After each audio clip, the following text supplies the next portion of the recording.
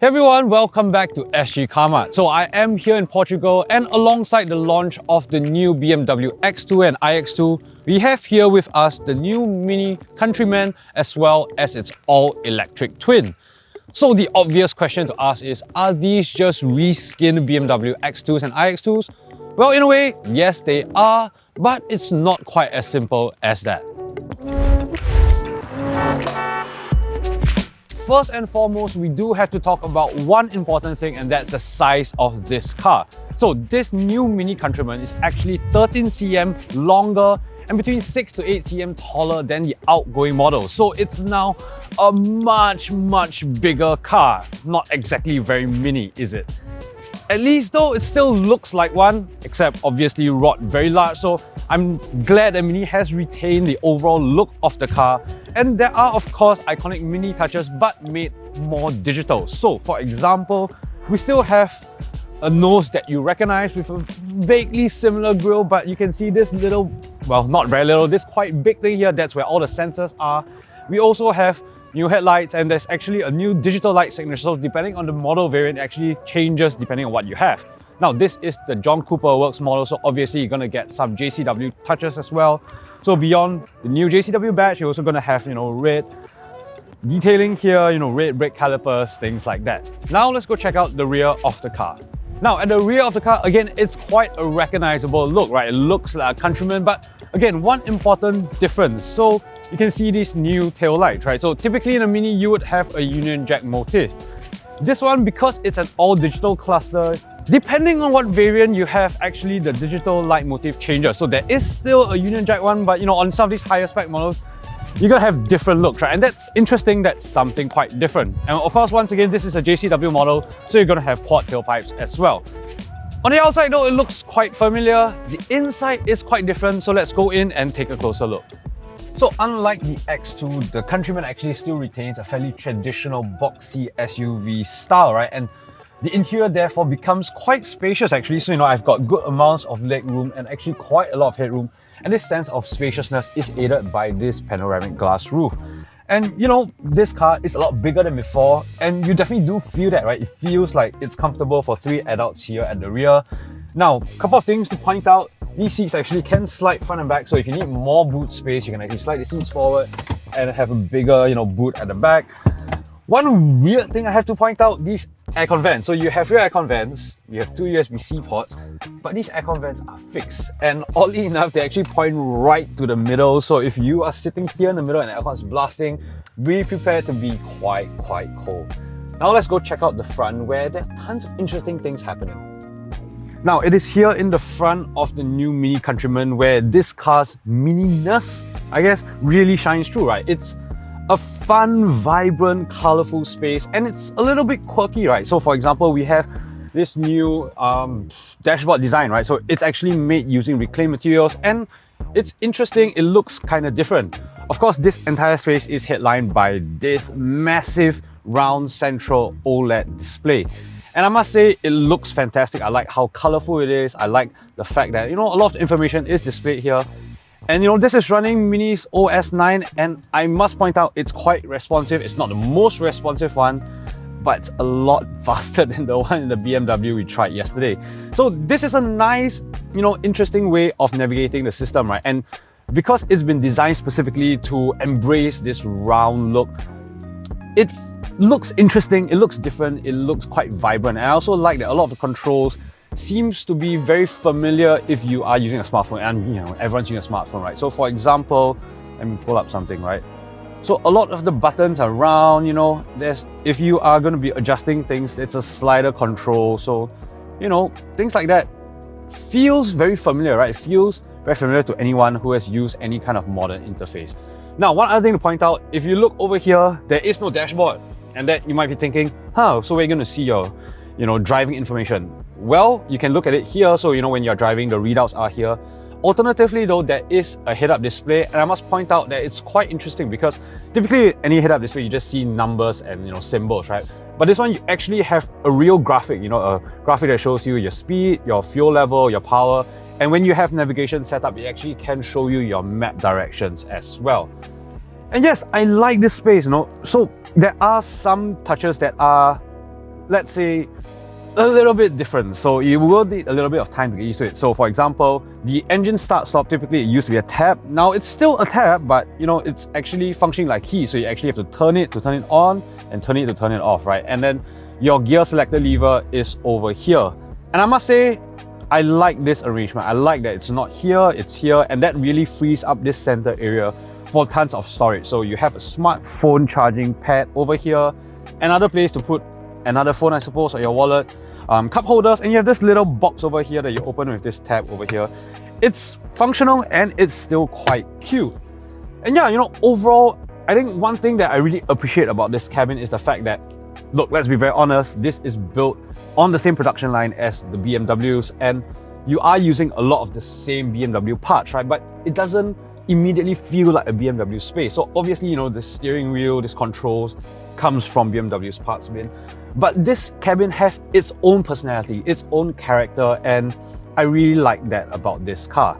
Now, one more thing we need to talk about is Spike. So Spike is this little dog over here, and that's actually Mini's, you know, intelligent personal assistant. So it's quite a charming little character, right? So, hey Mini, how's the weather today?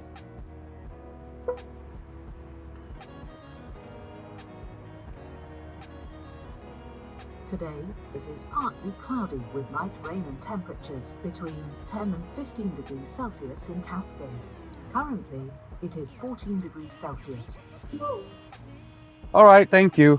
So, you see, it works like you would any other voice control system, but I like the fact that, you know, Mini has infused it with a little bit more personality, a little bit more character. You have a little dog moving around. And actually, one cute thing that I actually experienced just now is that if you just tell him to go away, he actually goes away, but with a little bark to, you know, be a little bit sad that you don't want to play with him. But yeah, that's a look at the interior of this car. Now let's go drive this car and see what it feels like on the road.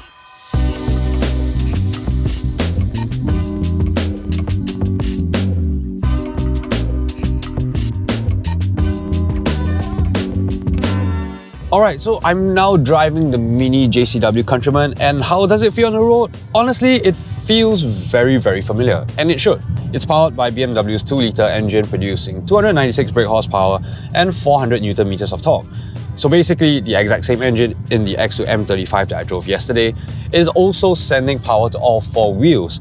And that means that this car is really quite quick. So 0 to 100 takes just 5.4 seconds. And if you put your foot down, yeah, this car can carry plenty of speed. Now, in terms of ride quality, how family friendly is this car? Well, this is a JCW, so it is going to be quite sporty riding, and it certainly is. So, you know, the overall suspension setup is on the firm side. I will say that it's perhaps not as harsh as in the X2 M35i, but it is still really quite firm, you know. So the roads right now are fairly smooth, so, you know, it's still all right, but in some of the downtown areas that we were driving, you know, over sort of poorer roads, it can get a little bit uncomfortable. So there is the obvious question of how does this car handle? And I will say it handles quite well. You know, the steering is fairly light. It's a little bit devoid of feel, and you do actually have to steer quite a lot for whatever necessary inputs you need. So the steering ratio, perhaps not the best. But I think this car handles itself quite well. You know, there's quite a lot of grip. You know, body control is quite good. And for what this is, which is a kind of big, heavy, compact SUV, I think it handles as good as you probably expect it to. Now, does it have go-kart handling? Simply put, no, because, you know, no go-kart is big, heavy, and, you know, what this car is. And I think that is to be expected, right? You know, with the way all Minis are going, I think that idea of go-kart handling is kind of becoming more of a marketing term than an actual description of how the car feels. Which is not to say that it doesn't handle well. I think it handles quite well for what it is, but we also have to recognize what this is, which is a family SUV. And I don't think Mini has been shy about what they're doing with this car, right? It is a much bigger car than before. And the entire idea is that this Mini wants to be your only car. It wants to be a family car that is, you know, quite quirky and cool and interesting to look at, but functionally just a sensible family car that fits 5 people. You know, it's usable for, you know, going for school runs, going to supermarkets, all that kind of sensible, normal things that perhaps a typical sort of Mini 3-door won't be able to do. And this car definitely fits the bill as far as being a family car. Let's now take a look at the electric twin of the Countryman. This here is the MINI Countryman SE ALL4. So this is the all-electric variant, and the S indicates that this is the more powerful variant. So from a design perspective, it looks very, very similar to the JCW because they are effectively the same car. But this, obviously, you don't get the same sporty touches. It's a little bit softer looking. One thing to point out, if you notice, the light signature actually looks a little bit different than what you would find on the JCW. Now, inside the Countryman SE, it is functionally and practically identical to the JCW, right? I mean, it's effectively the same car. The biggest difference, of course, is in its design and primarily the color palette, right? So with the JCW, as you would expect, there's a lot of red, a lot of black, sporty colors. In this one, it's primarily a blue hue, and I actually like this a little bit better. I particularly like how there's this gradient between this beige into the blue, and it really matches. So you can see, right, it's blue here and then beige and into the seats, and it makes for a very nice, interesting and quirky interior. And I particularly like that about this car. But yes, that's the design of the car, that's the interior of the car. How does this actually function on the road? Well, let's go drive this and find out. Alright, so I'm driving the Countryman SE ALL4. Just think of it as an electric Countryman. And again, the numbers will look very familiar. So we have 309 brake horsepower, 494 Newton meters of torque, so identical to the iX2 xDrive 30. And of course, it is going to be plenty quick. But again, I must say the thing that's most pleasing to me is how smooth the powertrain is. And I'm now doing 120 on the highway, and there's a little bit of wind noise, but beyond that, it is very calm, it is very smooth. I like this powertrain, I think it works very well. Okay, so important question, how does this car handle, perhaps compared to the JCW Countryman, right? And I must say, basically, it feels almost identical. So yeah, the steering, the ratio, it's a little bit of a slow rack, so you do kind of have to increase your steering inputs. But beyond that, I like how this car drives, it's nice and composed over bumps. I think this suspension is a little bit more forgiving than the Countryman, although it still sort of veers on the firm side.